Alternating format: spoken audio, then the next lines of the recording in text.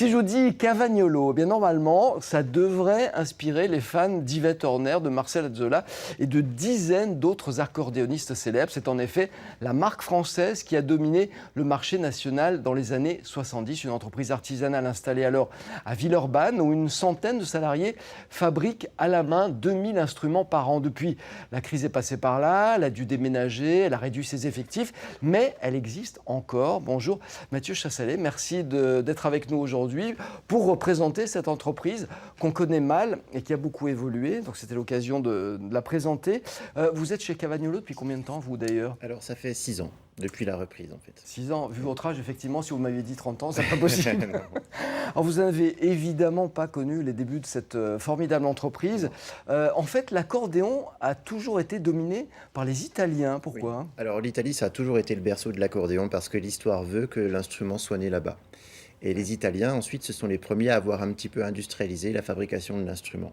C'est un instrument récent, finalement, C'est par un rapport à d'autres histoires d'instruments. Oui, c'est un instrument qui est jeune et il date de 1850 à peu près. Sachant que il y a quand même plusieurs théories sur la naissance de l'instrument.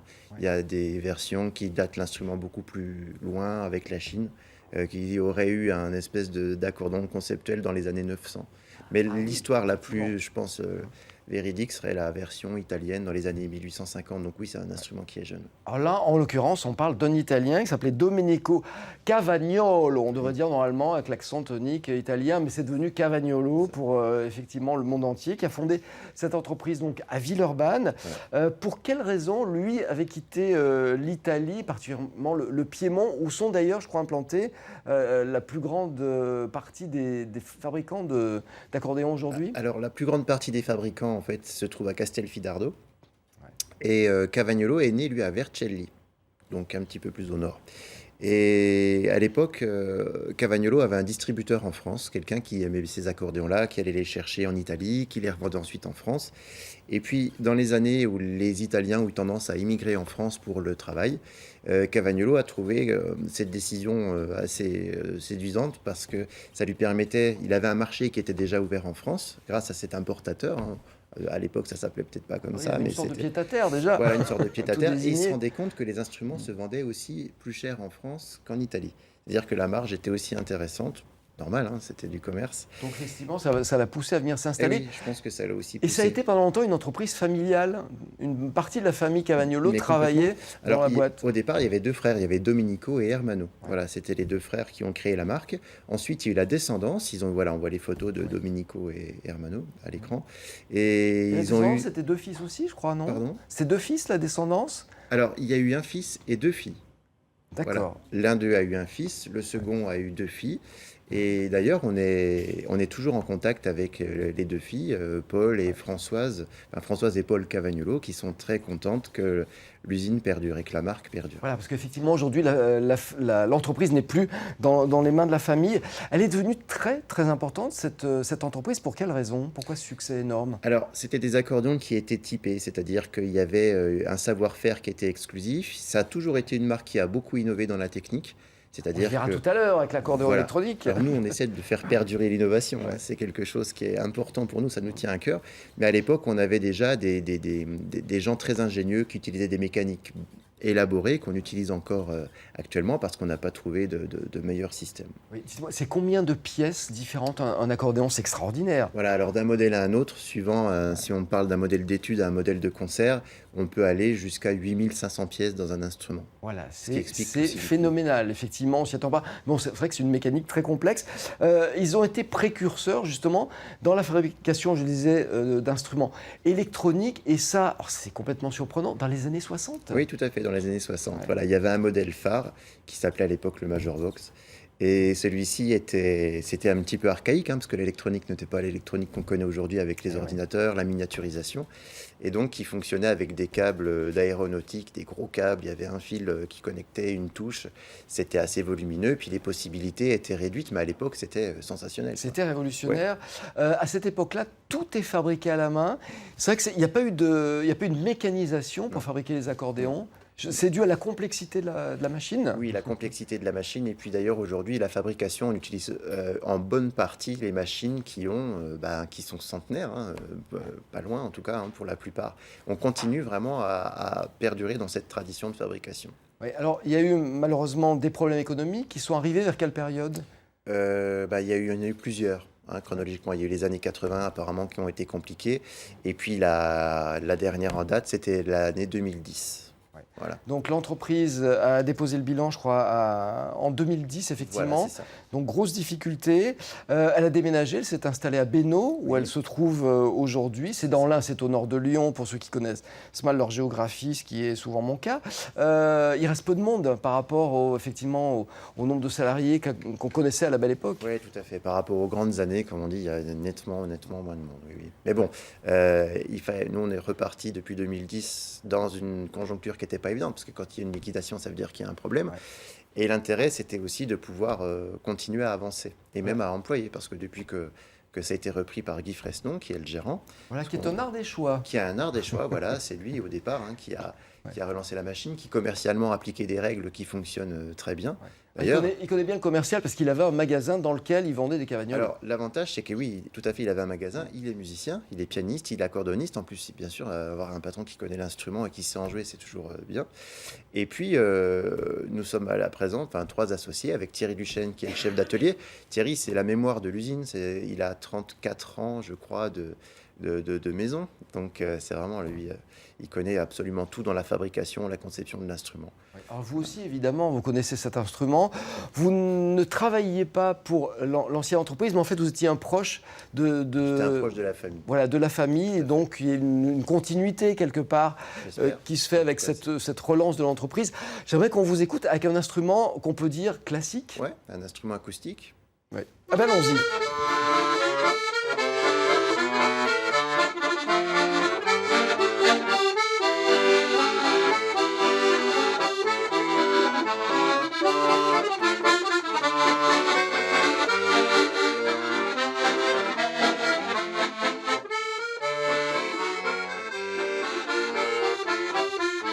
Il y a beaucoup d'émotions dans le son de cet instrument. Voilà. Alors ça, c'est un modèle qui est plutôt destiné à faire du musette populaire, le bal. Ouais. Voilà, c'est un son assez vibrant, certains disent qu'il a un petit peu criard nasillarde, parce qu'il y a plusieurs types d'instruments acoustiques. Il y a ce type-là, qui est vraiment destiné à faire danser les gens, hein, le côté populaire. Et puis, on a un instrument acoustique qui est plus variété, qu'on retrouvera pour aborder d'autres types de répertoires, du jazz, du classique, même se retrouver devant des voix. Est-ce que c'est ce qu'on appelle le diatonique, c'est ça? Alors le diatonique, c'est autre chose, c'est un différent instrument qui est plus petit, oui, qui est plus folklore, le diatonique. Voilà. Alors ça, c'est un instrument, on va dire, classique, hein, c'est celui que l'entreprise a toujours fabriqué depuis longtemps. Aujourd'hui, il y a un nouvel instrument Aussi. qui est numérique. Oui. Voilà, on passe à l'ère des années 2000. C'est un son qui est vraiment différent ou pas? Alors, le numérique n'a rien à voir. Ah oui. C'est vraiment, là, c'est un accordéon qui est vide, c'est-à-dire qu'il n'y a pas de hanche métallique à l'intérieur qui vibre. Ce sont des sons un petit peu comme on a modernisé les pianos pour arriver au synthétiseur. Ouais. Sauf que celui-ci, nous, dans l'esthétique, il est absolument identique à un accordéon traditionnel parce que l'esthétique était importante. Dans le toucher, on a la même mécanique qu'un instrument acoustique pour avoir les mêmes sensations. Et puis, la résolution des sons aujourd'hui est parfaite puisqu'on donc pour les puristes, il y a peu de différence, on peut le dire. Très peu.